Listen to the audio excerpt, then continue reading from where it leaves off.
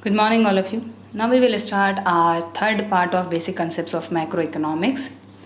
That is four sectors of the economy. Okay, so there are four sectors of the economy. The first is household sector, then producer sector, then government sector, and the last is foreign sector, or it is also known as rest of the world. Okay, so all the factors are interdependent on each other. Now we will study one by one. So the first is household sector.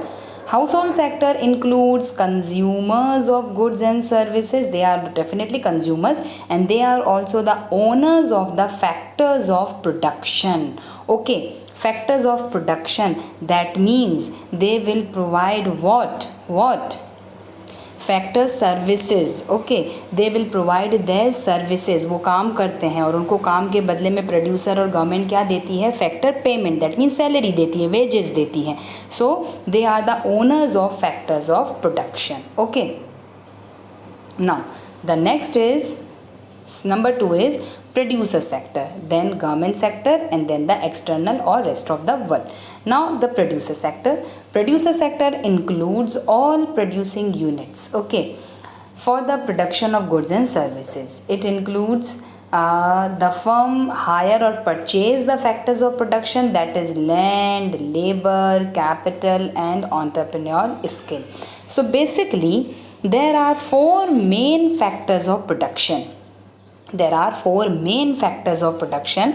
The first is land, second is labor, third is capital, and the fourth is entrepreneur. Okay, these are the main factors of production. इन्हीं को बोला जाता है the main factors of production. Otherwise there are many factors of production, like raw material we use machines, we use techniques, etc. But we use electricity, we use water, all are we need to produce. But the main factors of production are these four. So और ये कौन provide करता है? Household provide करता है किसको? Producer को, to produce goods and services. Okay, now the next is government sector. Government sector includes government as a welfare agency. welfare का काम करती है, law and order maintain करती है, social welfare करती है. and the second is government as a producer. government को roads बनाती है, dams बनाती है, bridges बनाती है, so producers. then the last is external sector. external sector that means rest of the world or foreign sector. foreign sector से साथ हम क्या activities करते हैं? generally two activities. first, export and imports of goods and services. Okay, so that is the flow of capital between one country and rest of the world. Okay, so this is external sector. So basically there are four sectors in the economy. That is, the first is household sector, then the second is producer sector, third is government sector, and the last is rest of the world. Okay, and they all are interdependent on each other. Now the next is intersectoral flow. intersectoral का मतलब होता है within the country, that is intersectoral. Intersectoral जिसको बोलते हैं the all each sector depends on each other, that is intersectoral. जब within the country होता है that is intrasectoral. Okay, so intersectoral. Okay, now intersectoral में मतलब एक all are interdependent of each other. Like household sector is dependent on producer, is dependent on government, then producer is dependent on household and rest of the world, and again government is dependent on producers and household, and producers and households are also dependent on government. So they all are dependent on each other. So that is intersectoral flows के अलग अलग sector में किस तरह से goods and services का flow होता है, किस तरह से इनकम का फ्लो होता है. So that is intersectoral. एक सेक्टर से दूसरे sector. Within the sector होता है that is known as intra. Within the एक अगर रीजन की बात करें तो within the region that is intra. लेकिन जब अलग अलग के बीच में होता है दैट इज़ इंटर. तो यहाँ पर इंटरसेक्टोरल है, means from one sector to another sector, from one country to another country, that is again inter. Okay, so that is intersectoral flows. Now, so all are interdependent of each other. Now there are main two flows. Intersectoral interdependence leads to intersectoral flows. So there are two main flows, that is money flow and the second one is real flow. ठीक है, now we come to real flow. Real flow refers to the flow of goods and services. So जब goods and services का flow होता है among different sectors of the economy, that is known as real flow, flow of goods and services. Okay. Then the next is money flow. Money flow means the flow of money across different sectors of the economy. किस form में? Factor payments के form में. जब आदमी काम करेगा, जब house hold अपनी सर्विस देगा तो उसके बदले में उसको क्या मिलेंगे? वेजेस मिलेगी. ठीक है, तो दैट इज़ फैक्टर पेमेंट्स. तो फैक्टर पेमेंट्स के फॉर्म में जब फ्लो होता है मनी का एक जगह से दूसरी जगह, that is known as money flows. Okay, now you just see the figure of real flow. Real flow. Okay, अब सी रियल फ्लो में जहाँ से एरो स्टार्ट हो रहा है वहाँ से फ्लो हो रहा है और जहाँ पर एरो एंड हो रहा है उस सेक्टर में फ्लो हो रहा है. लाइक अगर एरो प्रोड्यूसर से स्टार्ट हो रहा है तो फ्लो कहाँ से हो रहा है? Producer to household. और अगर एरो हाउस होल्ड से स्टार्ट हो रहा है then household to producer. Okay, now the first is producer to household. ये देखो, ठीक है. सो प्रोड्यूसर क्या करता है? गुड्स प्रोड्यूस करता है और किसको सेल करता है? हाउस होल्ड को. तो ये फ्लो ऑफ गुड हो गया from producer to household. अब उसके बदले में हाउस होल्ड क्या देता है? अपनी सर्विस देता है, काम करता है, लेबर देता है और किसको देता है? प्रोड्यूसर को. सो प्रोड्यूसर उसके थ्रू ही क्या करता है? गुड्स एंड सर्विसेज को प्रोड्यूस करता है. So that is real flow. Now we come to money flow.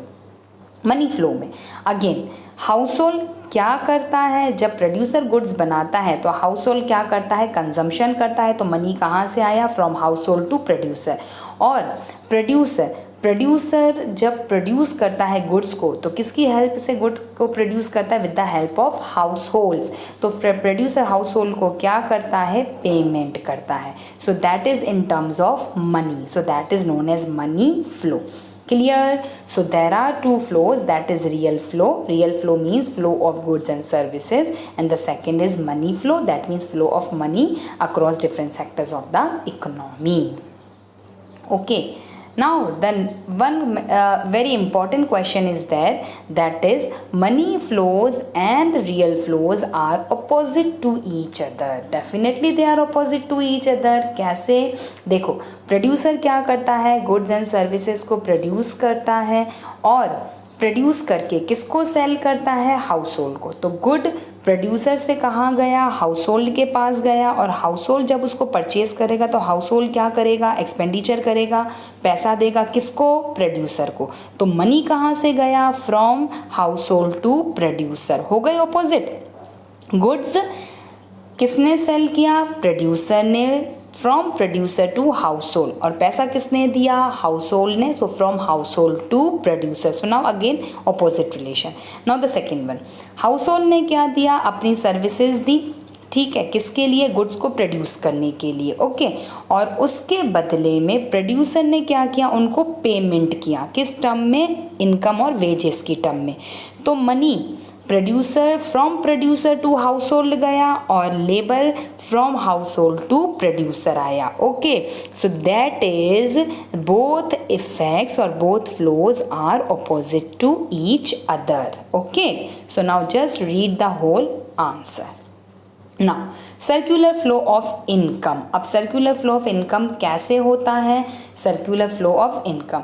Circular flow of income refers to the unending flow of activities of production, income generation and expenditure involve different sectors of the economy. Okay, production हो गया, income generation and expenditure. तो इस तरह से इन तीनों activities के through income का flow एक सेक्टर से दूसरे सेक्टर में होता है. That is known as circular flow of income. कैसे? अब अगर प्रोड्यूसर प्रोडक्शन करेगा, ठीक है, तो प्रोडक्शन करेगा तो वो इन्वेस्टमेंट करेगा, ओके। उसके बेसिस पर अब वो क्या करेगा, एम्प्लॉयमेंट देगा लोगों को, तो उसके बदले में क्या देगा, वो उसको इनकम देगा। जब लोगों को काम मिलेगा, जब कंज्यूमर को इनकम मिलेगा, जब हाउस होल्ड के हाथ में इनकम आएगा, तो वो फिर से क्या करेंगे, कंजम्पशन एक्सपेंडिचर करेंगे तो अगेन वो डिमांड करेंगे तो फिर से इकोनॉमी में क्या जनरेट होगा, इन्वेस्टमेंट होगा। तो इस तरह से ये प्रोसेस है जिस तरह से इनकम हर अलग अलग सेक्टर में इस तरह से फ्लो होता रहता है। So that is circular flow of income. Okay, there are different phases of circular flow, मतलब अलग अलग सेक्टर्स में कैसे सर्कुलर फ्लो होता है। So we are having two sector flow, circular flow, 3 sector circular flow and 4 sector circular flow of income, which we will discuss in this video. Okay, now, okay, so 3 sectors, 2 sectors and 4 sectors. Before that, there are 2 important points, that is injections and leakages. Okay, now what do you mean by injections and leakages? Injections वो होते हैं जिससे economy का growth increase होता है, जिससे economy में जो एग्रीगेट डिमांड का जो लेवल है वो इंक्रीज़ होता है। फॉर एग्जांपल, अगर कोई बीमार होता है, कोई इल होता है और उसकी बॉडी में जब इंजेक्शन लगाया जाता है तो इंजेक्शन के थ्रू वैक्सीन उसकी बॉडी में इंसर्ट होता है और उससे उसको बेनिफिट मिलता है। सेम टू सेम जब इकोनॉमी में भी इंजेक्शन इंसर्ट्स किए जाते हैं तो इकोनॉमी को उससे बेनिफिट मिलता है। कौन से इंजेक्शंस? लाइक एक्सपोर्ट, जब एक्सपोर्ट होगा तो इकोनॉमी में पैसा आएगा। जब गवर्नमेंट एक्सपेंडिचर करेगी तो इकोनॉमी में पैसा आएगा। गवर्नमेंट एक्सपेंडिचर जैसे रोड्स बना रही है, स्कूल्स में एजुकेशन पर एक्सपेंडिचर करती है तो पैसा आएगा।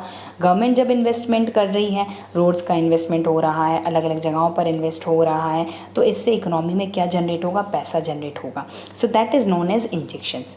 Now the opposite is leakages. Leakages वो होते हैं जिससे क्या होता है, इकोनॉमी का ग्रोथ कम हो जाता है, जिसमें कुछ हमारी, जब अगर वाटर टैंक है, वाटर टैंक में लीकेज होता है तो पानी क्या होता है, उसमें से निकल जाता है। वैसा ही लीकेजेस इकोनॉमी में वो होते हैं जिससे इकोनॉमी में से कुछ चीज़ें बाहर निकल जाती है। For example, the leakages are saving. अगर आदमी सेविंग करेगा देन हु विल इन्वेस्ट, तो इन्वेस्टमेंट कौन करेगा? तो ये लीकेज हो गया कि सेविंग करके लोग इकट्ठा कर रहे हैं बट इकोनॉमी में इन्वेस्टमेंट नहीं हो रहा। और इकोनॉमी का ग्रोथ तभी होता है जब इकोनॉमी में ज़्यादा से ज़्यादा क्या होता है, इन्वेस्टमेंट होगा, देन प्रोडक्शन होगा देन एम्प्लॉयमेंट मिलेगा देन इनकम जनरेट होगी। तो इस तरह से लोगों का ग्रोथ रेट हाई होगा। The second one is taxes. अगर गवर्नमेंट ज़्यादा से ज़्यादा टैक्स लेगी तो हमारे पास पैसा कम हो जाएगा। जब पैसा कम होगा हाउस होल्ड प्रोड्यूसर के पास तो डेफिनेटली इन्वेस्टमेंट कम हो जाएगा। And the third one is imports. और अगर इम्पोर्ट होंगे तो हमारी इकोनॉमी से पैसा फॉरेन कंट्रीज़ में जाएगा। तो यहाँ होता है एक्सपोर्ट का ऑपोजिट हो जाता है इम्पोर्ट। यहाँ होता है सेविंग, तो यहाँ कंपल्शन होता है इन्वेस्टमेंट। और यहाँ होता है टैक्सेस, तो यहाँ तो इंजेक्शन में होता है government expenditures. Okay, so all these are the injections and leakages. Now I will come to two sectors, circular flow in two sector economy. Now when we are talking about two sectors economy, so that means two sectors are producer sector and household sector. Okay, so they are the only two sectors. In that one, two sectors ये हो जाते हैं two sectors economy. Okay, now in that two sector, अब जो हमने real flow और money flow में पढ़ा है वो यही चीज़ है. ठीक, अगेन arrow producer goods and services देता है किसको, हाउस होल्ड को. हाउस होल्ड उसके बदले में कंजम्पशन एक्सपेंडिचर करता है. अगेन हाउस होल्ड अपनी सर्विसेज देता है प्रोड्यूसर को और प्रोड्यूसर उसके बदले में उसको फैक्टर पेमेंट करता है. So that is two sectors जहाँ पर only producer sector and household sector are involved. There is no government sector and no rest of the world. Okay, so that is two sectors of circular flow. So you have to make all these figures in your register. Okay, now the next is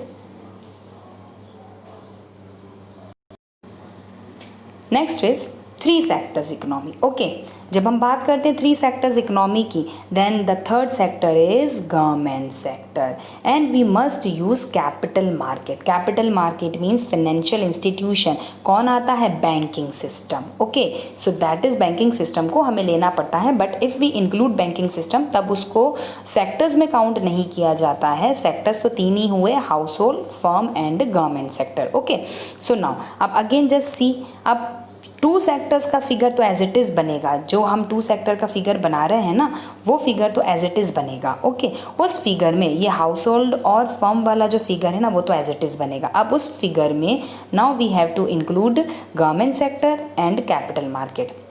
अब household क्या करता है? Bank में saving करता है। उस पैसे का यूज़ कौन करता है? फर्म्स करता है अपना इन्वेस्टमेंट करने में।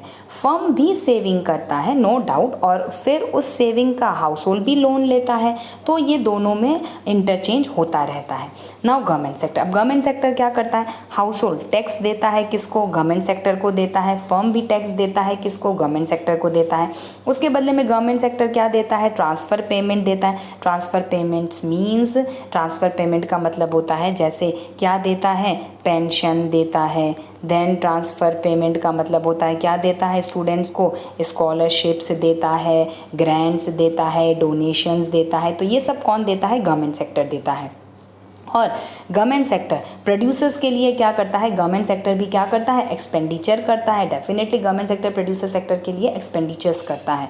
सो this is the relationship between household and government and firms and government. So this is three sectors circular flow model. Now we will come to four sectors. जब हम बात करते हैं फोर सेक्टर्स की, तो in that four sector now we include one more sector, that is foreign sector, और that is rest of the world। तो उस केस में अगेन हाउस होल्ड का, गवर्नमेंट का और फर्म का और कैपिटल मार्केट का जो रिलेशन हमने थ्री सेक्टर्स में पढ़ा है, ओके, जो रिलेशन हमने थ्री सेक्टर्स में पढ़ा है, it remains same to same. वो एज इट इज़ रहेगा, उसमें हमें कोई चेंज नहीं करना। It remains same to same, इसमें हमें कोई चेंज नहीं करना। That is relation in three sectors economy. Now when we will come to four sectors economy, तो हमें एक सेक्टर और उसमें इंक्लूड करना है, दैट इज फॉरेन सेक्टर। अब अगेन फॉरेन सेक्टर से now we have to relate house hold sector and producer sector. कैसे? हाउस होल्ड सेक्टर अगेन क्या देता है? अपनी सर्विसेज देता है फॉरेन में, और फॉरेन उसके बदले में उसको क्या करता है? पेमेंट करता है। रेमिटेंस, रेमिटेंस का मतलब वही हुआ पेमेंट करना उनको। अगर हाउस होल्ड के लोग मतलब लोग अगर काम करते हैं तो पेमेंट करता है। सेम टू सेम फर्म और फॉरेन सेक्टर का रोल क्या होता है? डेफिनेट सी बात है, एक्सपोर्ट एंड इम्पोर्ट। तो जब एक्सपोर्ट करता है या इम्पोर्ट करता है तो इस तरह से उनमें रिलेशन स्टार्ट हो जाता है। So that is about four sectors economy. Okay, so now all this is four sector circular flow model, so you have to draw all the figures in your register. So this is four sector circular flow model. Earlier that this is three sectors circular flow model, and we already discussed two sector circular flow model. Okay, so this is now all about circular flow of income in two sectors, three sectors and four sectors of the economy, then real flow, money flow, all the basic concepts of macroeconomics. Okay, so this is all about the basics of macroeconomics. Now in our next class we will start our next topic, that is national income and aggregates. Okay, so thank you so much. Have a nice day all of you.